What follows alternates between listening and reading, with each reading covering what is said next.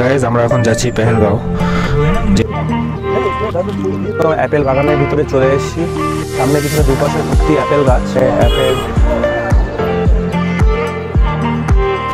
Hello guys, good morning from Srinagar. আজকে আমাদের day 4 শ্রীনগরে। আজকে আমাদের লোকাল ট্যুর হবে, শ্রীনগরের লোকাল ট্যুর। আজকে 23 তারিখ, আর আমরা এখন 8:15 বাজছে। আমরা হোটেল থেকে বেরিয়ে গেলাম, আমাদের গাড়িও চলে এসছে। এখন কোথায় যাব ঠিক জানি না, তার জন্য যেখানে যাব গিয়ে তোমাদের দেখাচ্ছি। আজকে 23 তারিখ কাশ্মীরের টিউলিপ গার্ডেন খোলারও কথা আছে। যদি খুলে যায় তাহলে তো গার্ডেনে ঢুকতে পারবো, না হলে তো আর গার্ডেনে ঢোকা হবে না।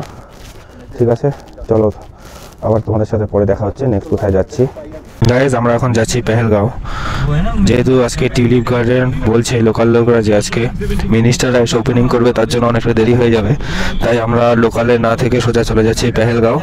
এটা পেহেলগাঁওয়ের রাস্তা দিয়ে যাচ্ছি আমরা। তোমাদের সাথে একবারে পেহেলগাঁও গিয়ে কথা হচ্ছে। পেহেলগাঁওয়ে 3-4টা ভিউ পয়েন্ট আছে, ওখানে গিয়ে আমাদের আলাদা গাড়ি করতে হবে। তারপরে আমরা সেই স্পটগুলো ঘুরবো, সব যাবো, গিয়ে তোমাদের দেখাবো।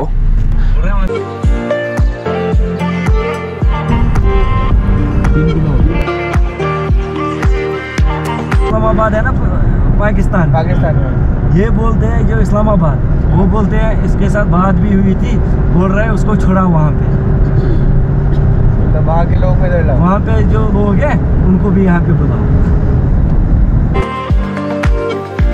এখন চলছিলাম ন্যাশনাল হাইওয়ে দিয়ে। এখন রাস্তার পাশে কেশর গাছ দেখার জন্য আমরা গাড়ির থেকে নামলাম। আর পিছন দিকটা পুরো একদম সর্ষা খেতে হলুদ হয়ে আছে।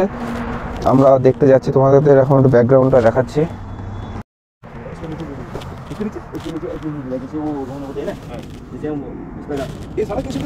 हाँ ये कैसे, ये वाला घास नहीं, ये फूल कौन सा फूल इसमें भी नहीं है। जब ये घास निकलेगी ना 10-20 दिन के बाद उसको थोड़ा ये काटेंगे घास, फिर इसमें फूल निकलेगा। अच्छा हाँ, ये कैसा इसमें कैसा निकलता है। ये घास नहीं, ये वाला नहीं, ये वाला ये जो ये है ना दूर तो ये सारा ही। हाँ ये सारा है, एक दो।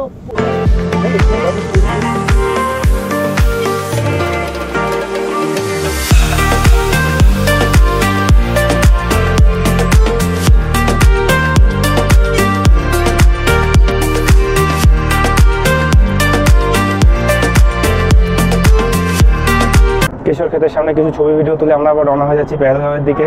এখন আবার গাড়িতে উঠে যাব, উঠে রওনা হবো পেহেলগাঁও।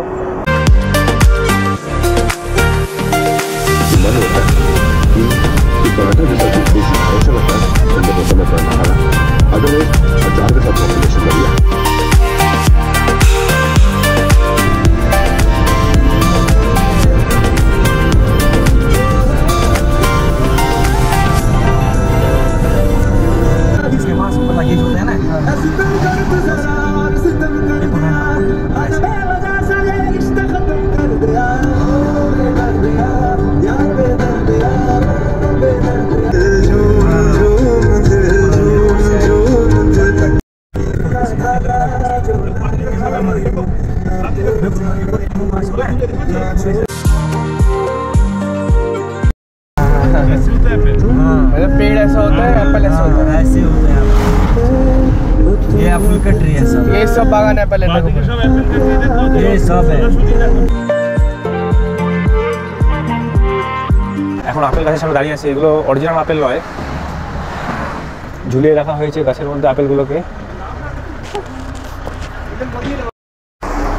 অ্যাপেল है অ্যাপেল।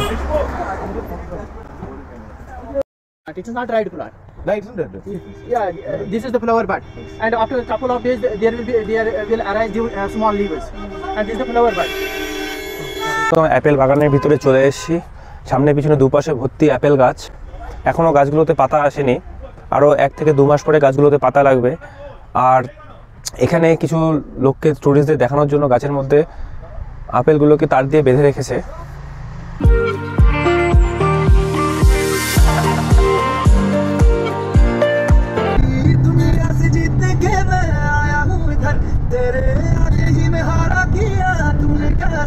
दिल का राज कहता हूँ कि जब जब सांसें लेता हूँ तेरा ही नाम लेता हूँ। पड़ेगा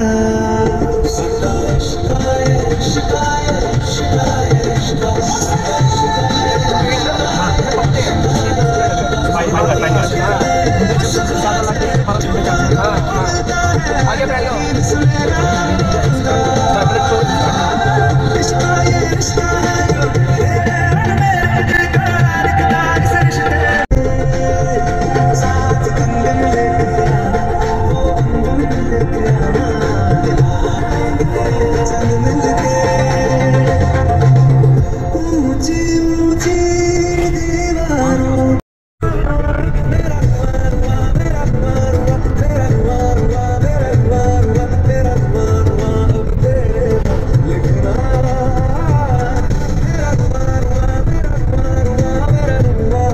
রাস্তার দুপাশ দিয়ে আপেল গাছ, পাইন গাছ, আখরোট গাছ এবং সাথে এক সাইড দিয়ে নদী বইতে বইতে আমরা মাঝখান দিয়ে চলে আসলাম একদম পেহেলগাঁওতে। এটা হচ্ছে আমাদের পার্কিং, এখানে আমাদের গাড়িটা আছে। আর এরপর আমরা এখান থেকে আলাদা গাড়ি বা ঘোড়া করে আমরা চলে যাব উপর দিকে। 2-3টা স্পট আছে, সেই স্পটগুলোতে তোমাদের আমি এরপরে দেখাচ্ছি। আর আমার ব্যাক সাইডে পুরোটা একদম পাহাড়ের বরফ দেখা যাচ্ছে, ভিউটা একদম পুরো দারুণ লাগছে। আর এই সাইড দিয়ে আছে নদী। তো অনেকগুলো ঘোরা স্পট আছে, তার মধ্যে আমরা আরু ভ্যালি, বেতাব ভ্যালি আর চন্দ্রবাড়ি এই 3টা স্পট ঘুরবো এখানে। তার জন্য গাড়ি ঠিক করা হচ্ছে, আবার গাড়ি ঠিক করে আমরা যাবো স্পটগুলোতে। এগুলো এক একটা 12 থেকে 14 কিলোমিটারের মধ্যে আছে সবগুলো, ওগুলোতে যাবো তারপরে ঘুরবো। পেহেলগাঁও পার্কিংয়ের থেকে আমরা আবার রওনা হয়ে গেলাম ভিতরের স্পটগুলো দেখার জন্য। রাস্তা দিয়ে যাচ্ছি। আর এই পেহেলগাঁওয়ের বাজার এটা, এখানে আমাদের যে নর্মাল যে গাড়িটা ছিল যেটা করে আমরা সব জায়গায় ঘুরেছিলাম ওই গাড়ি যেতে দেয় না, তার জন্য এখানকার লোকাল গাড়ি নিয়ে যেতে হয়। আমরা এখন গাড়ি করে প্রথমে যাচ্ছি আরু ভ্যালি। আরু ভ্যালির পরে যাবো বেতাব ভ্যালি, তারপরে যাবো চন্দন ভ্যালি। কারণ আরু ভ্যালিটা তাড়াতাড়ি বন্ধ হয়ে যায়, তার জন্য ওটা আগে আমরা কমপ্লিট করে নেব। ওখানে হালকা হালকা বরফ থাকতে পারে, কিন্তু এখানে মোটামুটি টেম্পারেচার গরমই আছে। আমরা গতকাল যে গিয়েছিলাম সোনমার্গ, গুলমার্গ, সেই তুলনামূলক এখানে অনেকটাই টেম্পারেচার হাই আছে। আমাদের এখানে জ্যাকেট পরতে হচ্ছে না, নর্মালি ড্রেস পরে আছি আমরা। এখান থেকে আরা ভ্যালি 12 কিলোমিটার, আমরা আরা ভ্যালি রাস্তা ধরে যাচ্ছি। 12 किलोमीटर में हमको सारा पड़ता ना, हमको यानी कि 24 किलो लीटर है ना।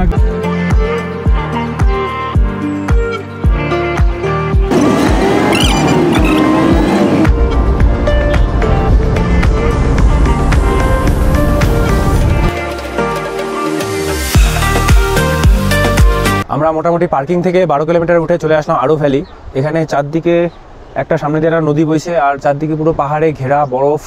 আর এখানে আমাদের গাড়িটা পার্কিং করা হয়েছে। আর এখানে সুন্দর সুন্দর মাঠ, এখানেও কিছু কিছু জায়গায় বরফ হয়ে আছে, কিন্তু অতটা ঠান্ডা নেই গতকালকের মতন। আমরা এখন চারদিকটা একটু ঘুরে ঘুরে দেখি। এই আমার পিছন দিকে দেখতে পাচ্ছি পুরো পাহাড়টা একদম বরফে ঘেরা পাহাড়।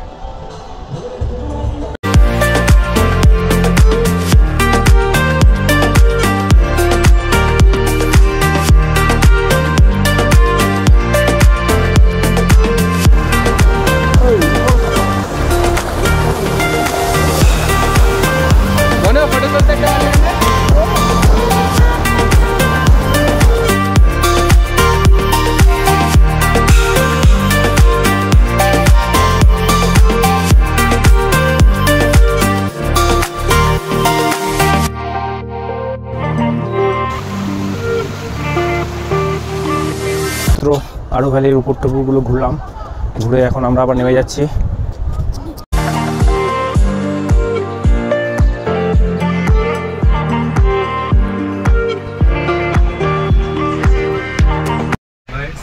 আরু ভ্যালি থেকে বেরোলাম, এখন চন্দনবাড়ির দিকে যাচ্ছি। রাস্তা দিয়ে যাচ্ছি, যে রাস্তাতে আমি এসেছিলাম ওই রাস্তা দিয়ে যাচ্ছি। এক টোটাল ব্যাক টু কি আবার চন্দনবাড়ির রাস্তা আমার ওই দিক থেকে আলাদা। এখানে চারদিকে পুরো বরফ আছে, কিন্তু রোদ রোদের জন্য ঠান্ডাটা অতটা মনে হচ্ছে না, আমাদের জ্যাকেটও পরতে হচ্ছে না।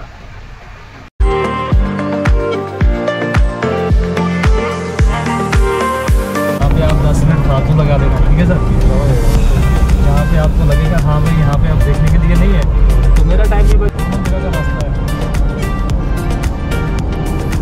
পেহেলগাঁওয়ের ব্লগটা অনেকটাই লেন্থি হয়ে যাচ্ছে জন্য আমি ব্লগটাকে দুটো পার্টে করে নিয়েছি। প্রথম পার্ট বলতে এই ব্লগটাতে তোমরা আমাদের শ্রীনগর থেকে পেহেলগাঁও আসার থেকে শুরু করে তোমার চন্দনবাড়ির ভিউগুলো দেখলে, নেক্সট পার্টে তোমরা আরু ভ্যালি এবং বেতাব ভ্যালির ভিডিওগুলো দেখতে পারবে।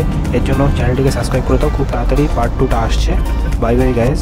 কাশ্মীরের বাকি পার্টগুলো দেখার জন্য চ্যানেলটিকে সাবস্ক্রাইব করে দাও আর আমার ভিডিওগুলোকে লাইক করে দাও। যারা এখনও আগের ভিডিওগুলো দেখোনি তারা গিয়ে দেখে নাও চ্যানেলে।